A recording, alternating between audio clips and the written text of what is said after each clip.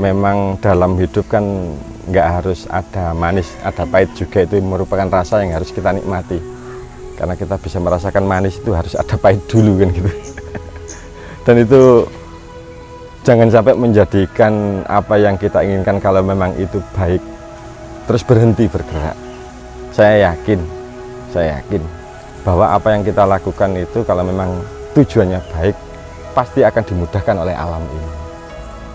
Buktinya ini dari awal dulu bantaran sungai yang kotor, yang tempat pembuangan sampah, hingga sekarang punya potensi nilai ekonomi dan bermanfaat untuk masyarakat.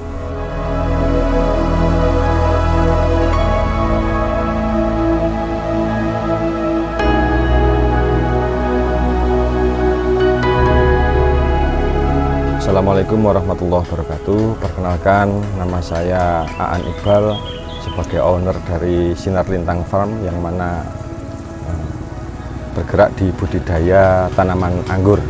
Alamat kami ada di Desa Kedung Maling, Kecamatan Suko, Kabupaten Mojokerto. Awal mula berdirinya Sinar Lintang Farm itu sebenarnya ketidaksengajaan. Jadi berangkat dari hobi yang mana saya sendiri itu memang pecinta tanaman, jadi suka untuk menanam. Dan kebetulan ada teman kami dulu yang memberi kami tanaman anggur. Setelah kami cari-cari, ternyata di Indonesia itu ada banyak aneka macam varian anggur. Hingga terus singkat cerita kami mencari, dan dari hobi tersebut kami kembangkan, dan kami dari awalnya hobi berlanjut ke ternyata punya nilai potensi bisnis. Nah, dari situlah munculnya Sinar Lintang Farm. Saya mulai mengenal anggur itu baru saja di tahun 2017. Jadi berangkat kami dulu itu kan memang basicnya dari pendidikan, bukan pertanian. Jadi memang sekedar hobi saja, sekedar nanam-nanam. Terus kebetulan ada teman kami yang ngasih, dan setelah saya cari-cari utamanya di media sosial dan Facebook waktu itu, ternyata banyak sekali macam anggur di Indonesia. Nah, terus karena sangat banyak dan sangat menarik, dan melihat yang ada di postingan media sosial itu ternyata harganya juga mahal-mahal. Wah, itu akhirnya saya juga, wah ini bagaimana supaya saya bisa mendapatkan aneka macam varian ini. Sementara terus terang modal kami juga hanya senang itu yang paling besar. Untuk modal yang lain itu agak kurang. Hingga kami berusaha keras supaya bisa mendapatkan semua varian itu sebanyak mungkin kami punya, tapi dengan modal yang pas-pasan. Waktu itu ada memang beberapa teman yang koleksi, hingga kami beli istilahnya itu entres. Dari entres tersebut kami kembangkan untuk pribadi, bukan untuk skala bisnis waktu itu. Jadi untuk diri saya sendiri supaya namanya orang senang itu apa yang diinginkan terpenuhi, punya banyak varian terpenuhi. Dan setelah banyak, ternyata tidak sengaja juga banyak teman-teman yang berminat untuk membeli dari apa yang kami punya. Nah, dari situlah kami inisiatif untuk lebih mengembangkan lagi agar potensinya bisa lebih maksimal.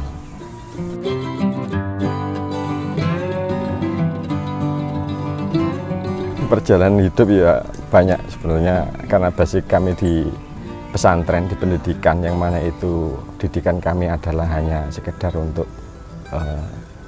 perjuangan. Itu kami juga waktu itu memang bukan orang yang punya ekonomi yang mapan. Sementara kalau dikaitkan dengan hobi anggur itu adalah hobi yang lumayan mahal. Jadi tadi bagaimana kami mensiasati dengan modal yang sedikit, dengan modal besar kami hanya disenang itu, akhirnya kami berusaha keras supaya bagaimana keinginan tercapai dengan modal yang sedikit itu. Jadi dari awal kisaran punya modal yang kami niati, yang saya niati untuk bisnis itu hanya 1,5 juta waktu itu, 1,5 juta, dan itu hanya bisa untuk beli beberapa varian. Memang anggur itu kan varian mahal-mahal, ada yang harganya jutaan, ada yang ratusan ribu gitu. Jadi dari situ terus kami kembangkan, dan setelah berkembang itu ternyata memang banyak instansi atau banyak pihak yang melirik, termasuk yang awal melirik di sini adalah dari desa. Karena kami sudah berhasil membuahkan, sudah berhasil mengembangkan beberapa varian, dan itu dirasa memang punya daya tarik, akhirnya desa berinisiatif untuk mengembangkan bersama masyarakat sekitar. Hingga terbentuklah kelompok tani di sini, namanya kelompok tani Anggur Majapahit. Dari kelompok tani tersebut kami dipercaya desa untuk bekerja sama dengan BUMDes, sehingga terbentuklah kampung wisata ini, kampung wisata Anggur Majapahit, dan sudah ditetapkan oleh Ibu Bupati. Karena skala kami itu masih kecil, harapan kami tentunya agar bisa lebih besar, dan memang untuk sementara ini yang kami lakukan hanya bisa bekerja sama dengan beberapa orang di luar daerah, yang mana di situ mereka membuat perkebunan dalam skala produksi buah. Itu juga kami ada beberapa tempat kami bekerja sama. Tapi untuk di sini sendiri, untuk di tempat kami memang terbatas, itu memang hanya fokus untuk kami gunakan untuk belajar dengan kelompok tani yang ada di sini. Dan dari desa, kalau dari desa sini untuk tempat wisata ini rencananya dari desa ke depan itu ada kisaran bantaran sungai ini yang mau dijadikan jalan anggur ini, wisata kampung anggur ini kisaran 1-2 kilo sepanjang bantaran sungai. Sementara ini yang masih berjalan hanya 200 meter, dan insya Allah akhir tahun ini nambah lagi 300 meter.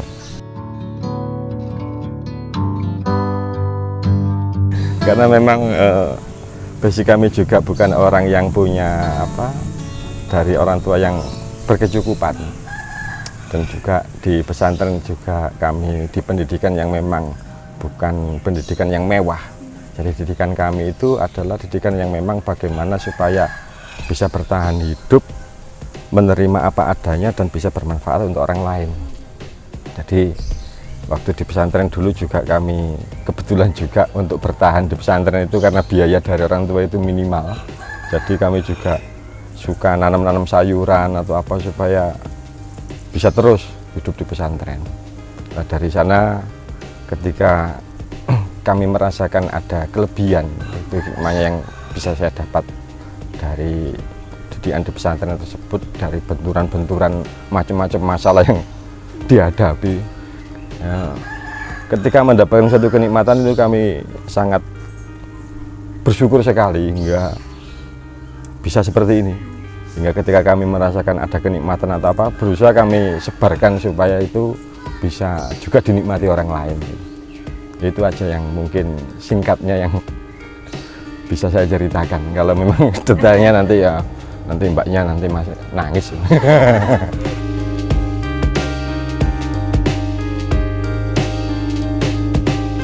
Untuk semua usaha sebenarnya, semua usaha itu modal utama yang harus dimiliki, bahkan wajib dimiliki oleh seorang pengusaha dalam melaksanakan usahanya. Itu yang paling penting adalah rasa senang. Untuk modal yang lain memang penting, tapi yang kami rasakan dan kami buktikan dengan sedikit modal uang atau materi yang ada, tapi dengan besarnya rasa senang yang kami miliki, itu bisa menghasilkan seperti ini. Hingga dari awal tadi yang saya hanya punya modal kisaran 1,5 juta, kalau sekarang nilai aset mungkin ya kisaran sudah di angka ratusan. Itu sudah sangat besar, menurut kami sangat besar dan sangat potensi. Dan tidak hanya itu, juga bermanfaat bagi warga juga. Jadi teman-teman di sini, pemuda-pemuda yang mungkin kurang kegiatan atau apa, hingga kegiatannya lebih produktif dan lebih menghasilkan.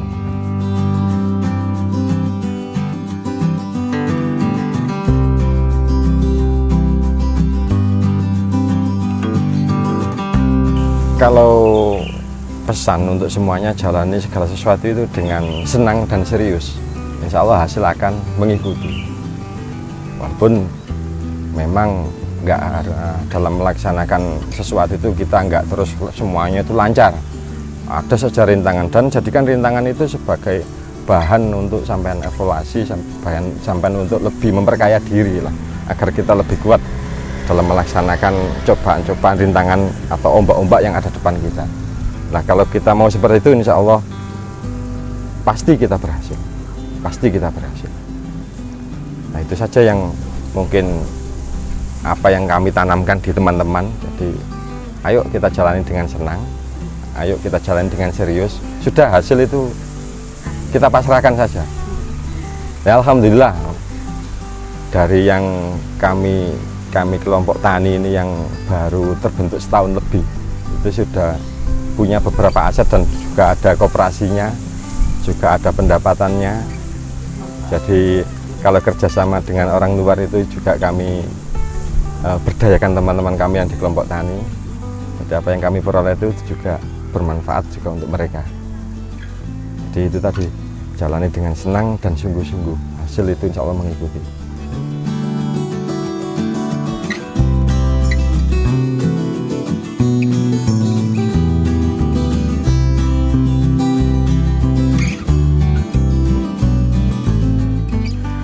Terima kasih kepada Insbi Media, Inspirasi Bisnis Media. Semoga semakin berkembang dan sukses. Terima kasih atas waktunya. Assalamualaikum warahmatullahi wabarakatuh.